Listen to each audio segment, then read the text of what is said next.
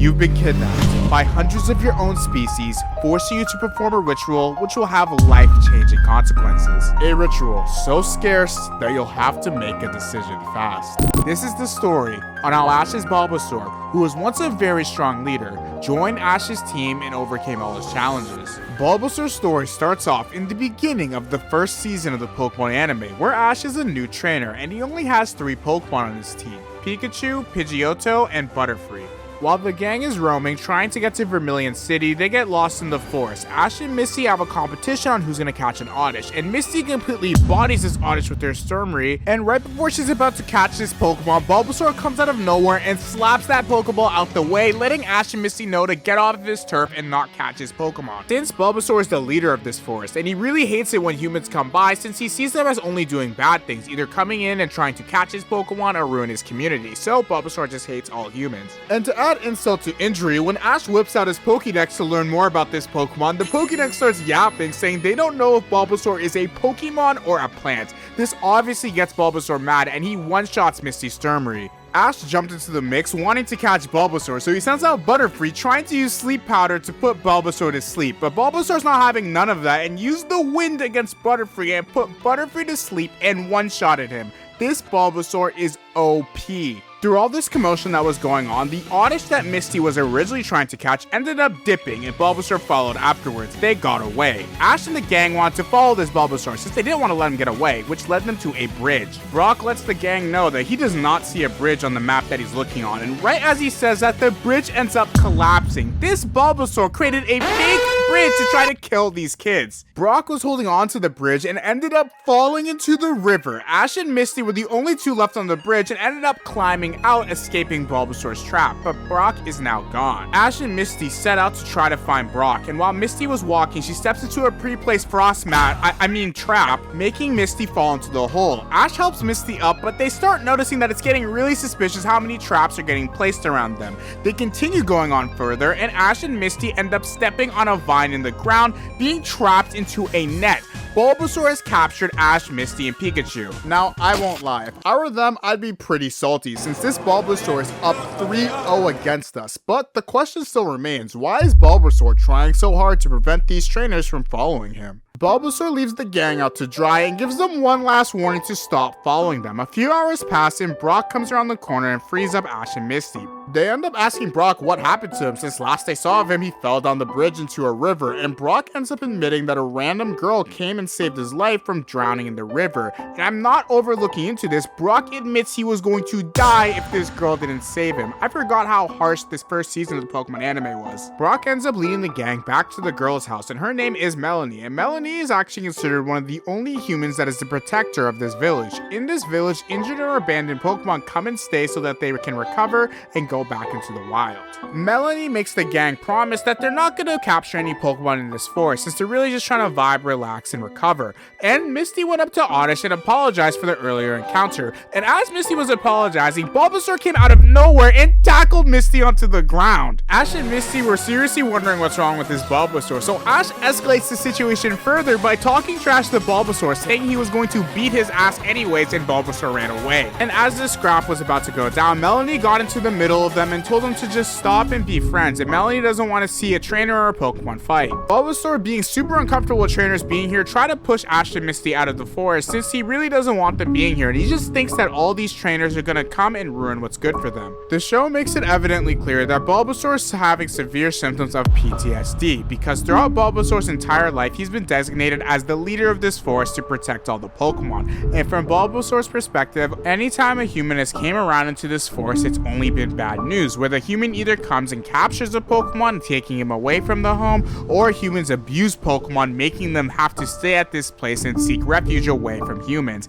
Even though Elaine tries to tell Bulbasaur that these humans may be different, Bulbasaur's theory gets proven again because Team Rocket pulls up out of nowhere again and does their normal Team Rocket shenanigans. Ash ends up beating them, sending Team Rocket away from the village, and it actually gave Bulbasaur an extreme amount of respect for Ash, since this is the first time in Bulbasaur's life he's actually seen a human stick up for Pokemon and protect everyone from the village. Elaine lets Ash know that the main reason why she does her job working in this village is because she loves seeing Pokemon grow up and go back into the wild or find a strong trainer that bonds with them and is really nice with them, and Elaine feels that Bulbasaur would be a perfect fit for Ash. She ends up gifting Bulbasaur to Ash, saying that Bulbasaur would be a really great fit on Ash's team and he shows really good qualities as a Pokemon trainer. Ash and Bulbasaur get into a mini Pokemon fight, but Ash ends up ultimately catching Bulbasaur, adding him on the team as the first Kanto starter on Ash's team. And you would think that would be the end of this story, right? Bulbasaur gives up his role as the leader of the village and joins Ash's team, and they travel and become the best of friends,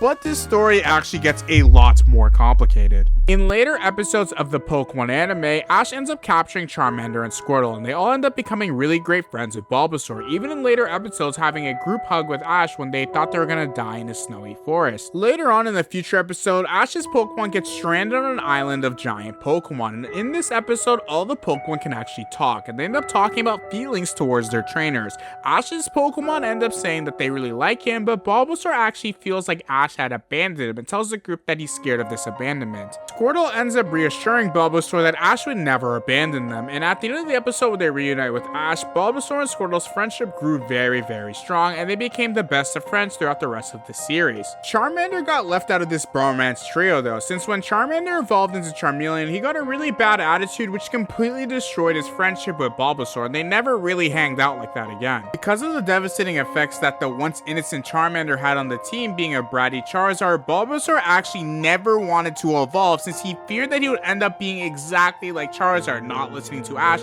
and he really liked Ash as a trainer and didn't want to disappoint Ash in the future and become a brat just like Charmander if he evolves. This ideology from Bulbasaur had some serious consequences, because in a later episode where Bulbasaur was versing a Rhyhorn, he got hit and almost lost the battle. And the battle had to pause because Bulbasaur got a mysterious bump over his head and the bulge on his back started glowing. Ash rushed Bulbasaur to the Pokemon Center since he was super confused about what was going on with his Pokemon, but Bulbasaur knew deep inside that he's been suppressing his evolution for a while. When Nurse Joy took a look at Bulbasaur, she even let Ash know that Bulbasaur is ready to evolve, and a bunch of Bulbasaurs gathered during this day to evolve in a group. Ash was super hyped about this news and couldn't wait to see Bulbasaur's evolution. Bulbasaur was overhearing all of this and he was conflicted. He didn't want to evolve since he really just wanted to be strong as a Bulbasaur, but he knew it would make his trainer happy. So later that night, Bulbasaur snuck out, and while he was sneaking out, Pikachu noticed him and followed him. Pikachu and Bulbasaur ended up having a really heart-to-heart conversation on a hill where Bulbasaur and Pikachu were talking about their feelings about evolution and how they both really don't want to evolve since they're both in the same boat. They just want to be strong the way they are. And as Bulbasaur came to this realization, out of nowhere a herd of Bulbasaurs came out with their vines and kidnapped our Bulbasaur, taking him away. Pikachu rushed back to the Pokemon Center and woke up Ash, letting him know Bulbasaur has been kidnapped. Ash, Misty, and Brock run into the forest to try to find Bulbasaur, and when they enter, vines behind them shut them in. From the distance, Ash and the gang were observing the ritual that were going on. All the Bulbasaur were chanting and making this big tree grow and blossom into a cherry tree. And when the tree blossomed, the King Venusaur came out and blessed the rest of the Bulbasaurs with their presence. They all started singing and chanting, and all the Bulbasaurs started forcefully evolving into Ivysaurs because it's a part of their ritual where all the Bulbasaurs gathered to evolve. All of them were evolving except one, Ash's Bulbasaur. This is one of the first Pokemon in the series that we ever see actively resist a forceful evolution. The King Venusaur takes note of this and asks Bulbasaur what's going on, and in their Pokemon language, Bulbasaur basically tells the King Venusaur he doesn't want to evolve. They start beefing back and forth, and all the Ivysaurs start surrounding Bulbasaur. They're pissed because in their eyes, Bulbasaur ruined the Evolution Festival by not evolving. This Venusaur got so mad that he said, "Nah, I'm not listening to this Bulbasaur any longer," and whipped out a Vine Whip to try to execute the Bulbasaur, but Ash finally came out of hiding and tanked the shot for Bulbasaur. Ash starts letting all the Venusaurs know that you just can't force evolution onto somebody, and if Bulbasaur wants to stay a Bulbasaur, he can, and he's fine just the way he is.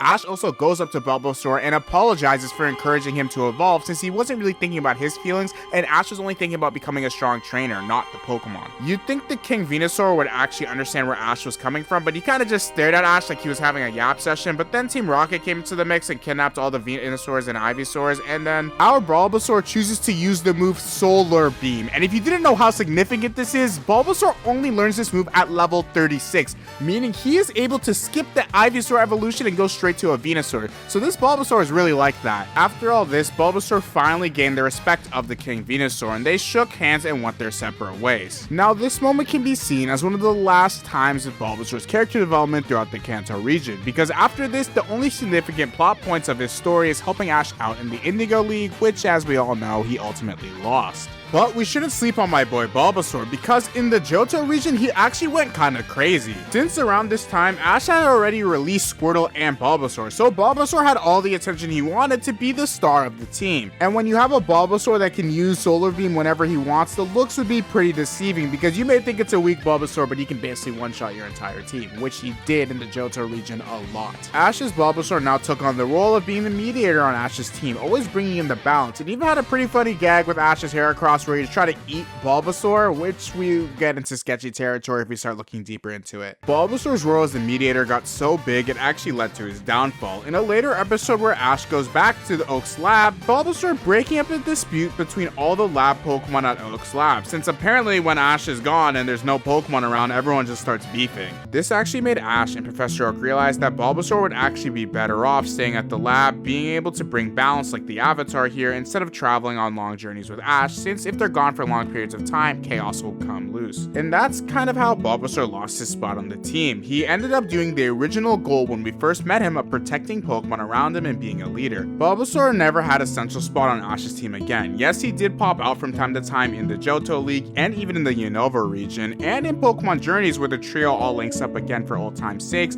but it was never that central spotlight that Bulbasaur had throughout the early Johto seasons and the Kanto region. I do believe this was a bit of a writer's nerf since they didn't want to have Ash using the exact same Pokemon forever, and they needed a reason to write Bulbasaur out of the story and keep Pikachu as like Ash's main Kanto Pokemon. The Kanto Trio is an interesting topic, but that is more for a later video. This story shows that Bulbasaur is a Pokemon that, despite all the trials that he went through, figured out how to be the strongest his own way, and being strong as a Bulbasaur, not being forced to evolve and protecting the Pokemon around him that he loves.